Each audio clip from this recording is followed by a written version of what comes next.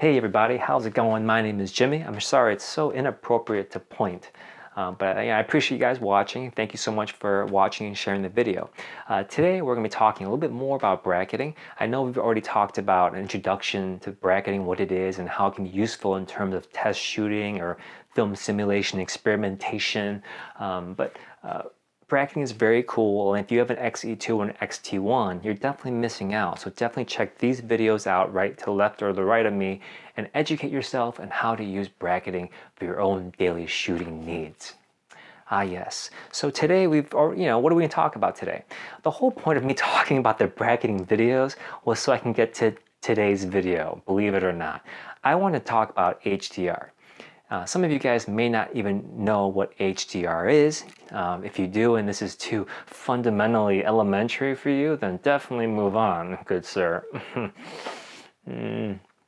But if you were like me, you're just always wanting to learn someone else's point of view in terms of HDR and photography in general, keep watching. I learned about HDR a few years ago, and what it stands for hyperdynamic range or high dynamic range. I've heard it referred to as both ways. Who knows who's right and who's wrong. So what it is in terms of bracketing, for example, with the Fuji X-T1, you use your bracketing function, get 3 pictures, and if you use a tripod, or if it's an immobile object, for example, the pictures can then be combined and squished into a delicious sandwich and flattened down, and you get just one image. And that one image is now the combination of frequencies and colors and exposures in this one picture, and the stuff that you thought was too dark and unrecoverable in detail is now compensated by the lighter picture. And the lighter picture, where it was too blown out in the corner through the window where the trees can't even be seen and looks amateurish, can now be pulled down and compensated with the darker exposure that you took. So this one picture, I like to call, has become the ultimate picture.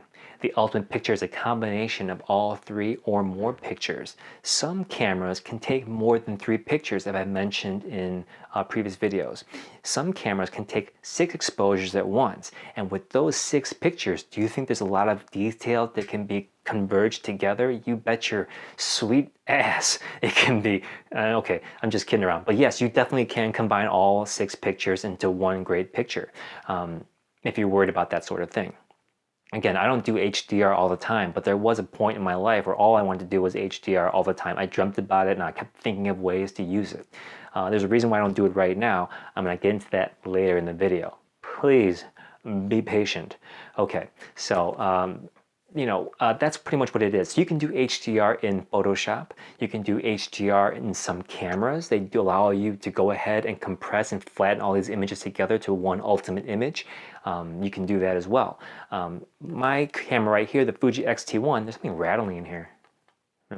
But you can't actually make an HDR flat out from here, but you can take the bracketing pictures where you can then take those pictures and layer them together in an HDR format on your computer, or through some free software in your computer, or through Photoshop, Adobe Photoshop, or something like that. Okay, so let's get into now how I first learned about HDR. I first learned about HDR. This is a very fascinating story if you want to hear it. Sit back down, sit down. It's a good story. Okay, so I was actually taking a class a few years ago, a photography class, and the instructor, by the way, at this point I was already really a successful, accomplished photographer, and no one can tell me anything I didn't already know. I was pretty awesome. I had my Canon T2i Rebel series and my 18-55 introductory lens, and I was a shooting maniac, and I was pretty awesome. So I was taking this class purely as a formality. You know what I mean? I knew it all. So this teacher at the end of the class held up this big, beautiful picture of a cruise line type ship. And it was a stunning picture. And yeah, I've seen stunning pictures like this before all the time. They're all over the internet and we're saturated with it all the time. But for some reason, when someone holds up a picture right in front of your eyes, that's why I still go to galleries of pictures and artists' work and things like that, to see them right in front of your face, you know? It's a different experience than looking at it on your computer screen. When I look at it in person, I go like, wow, you know, someone actually did this. It blows your mind. In Chicago here, we have lots of art galleries we're lucky enough to have, and I'm able to go in them for free, and museums too, of course, but you know, galleries from extraordinary people that you wouldn't even hear of. And I go to these galleries, and these works of art just, they blow my mind. Sometimes they bring tears to my eyes. How can someone be so goddamn talented? It's truly amazing, the amazing artists we have here in Chicago and around the world. I mean, yeah. So anyway, so this photography teacher pulled up a picture of a huge boat, and this picture was, I've seen, it's like a photography, like print photography, advertising type of picture. It really was saturated in color and beautiful, and I thought, wow, this is truly amazing. It's a great picture. So he did mention that it was an HDR picture. How many of you know what that is? And none of us raised our hand because all of us were pretty inexperienced, including myself. And I thought I knew it all. And I said, I've never heard of HDR. And this is how I first was exposed to HDR. So I looked at the picture and I realized that the blue in the sky and the blue in the water was almost like thick and transparent in the same time, and it was a true blue, and it was so saturated, but not over cartoony saturated, but it was a little cartoony in a way. I'll get into that in a little bit. The lights were sparkling. You can see all these different colors, so even keeled, and in terms of like just a very even and beautiful color from end to end, from corner to corner. It was like, it was beautiful, almost 3D in a sense. That's how beautiful this picture was. And I didn't know that kind of picture was capable without, being a Photoshop master, which obviously he was as well. You're gonna have to know a lot of Photoshop, how to manipulate the levels and the contrast and saturation to get that sort of look. But it all started with him with the HDR. Hyperdynamic range. He explained that on a tripod, to get all the series of pictures, he took probably more than 3 layers and took multiple exposures and then merged them all together, whether it was in his camera and then adjusted it later on his computer, or he merged them all in his computer software and then continued to adjust it on that program. And the picture looked awesome.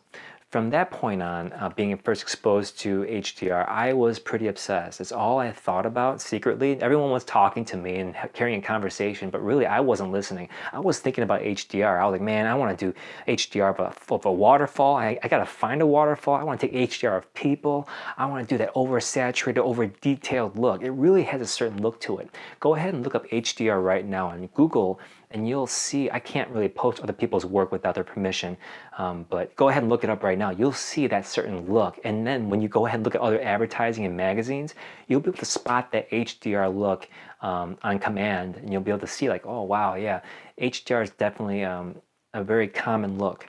Now, with HDR, the problem there I've been finding is that they learn this trick at a photography class, kind of like using the term RAW. They do nothing else except that.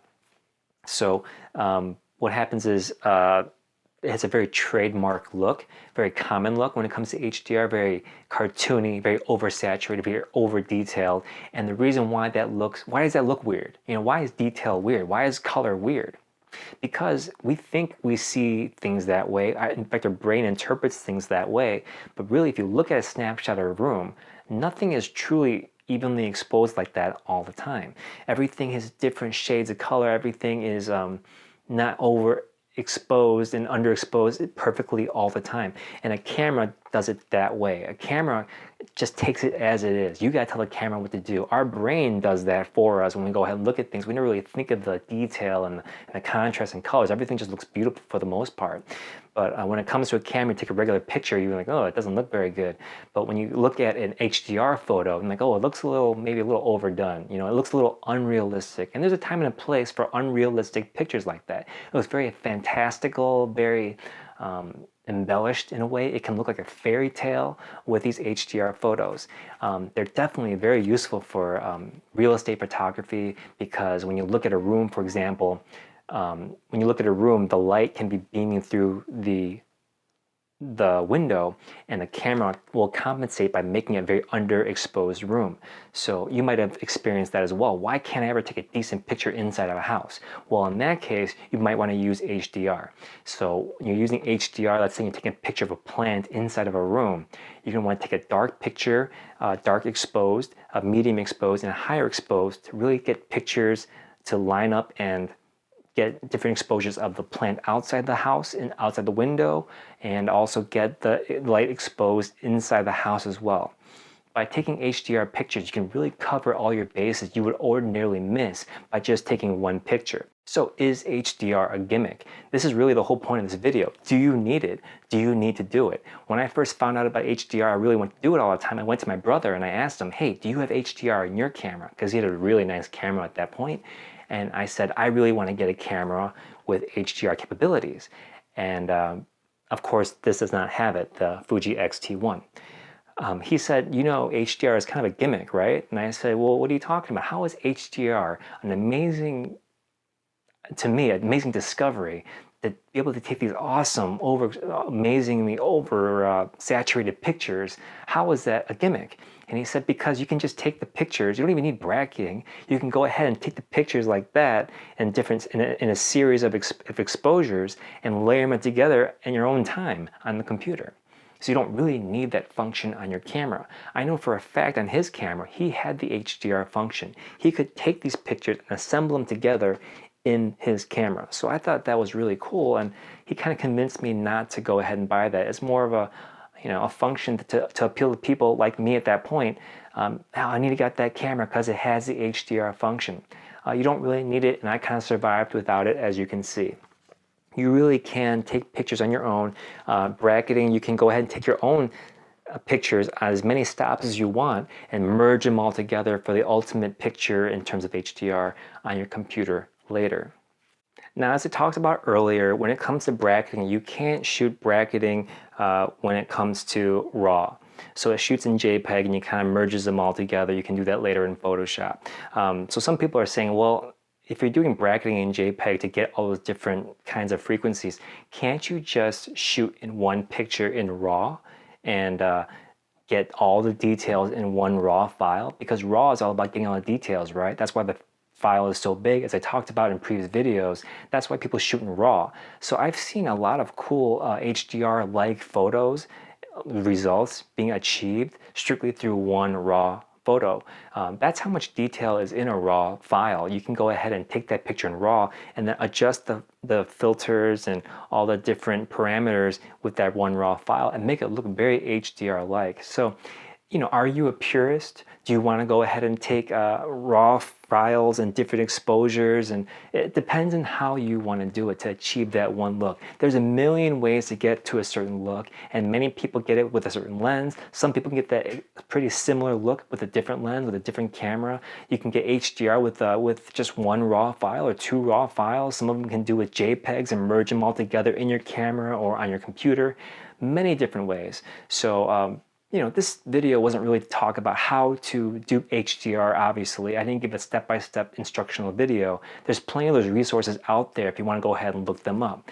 But this is more about just my thoughts on HDR and how I came to know about it. And now I hopefully can pass on some stories like that are interesting to you guys. So go ahead and play with HDR, learn more about it. And if it interests you and you have any more tips for me and how I can learn more about it, definitely leave some comments below. I'd be happy to hear from you guys. Thank you so much for subscribing. Thank you for watching these videos. And thank you for being you, as corny as that is. And that's it. All right. Bye.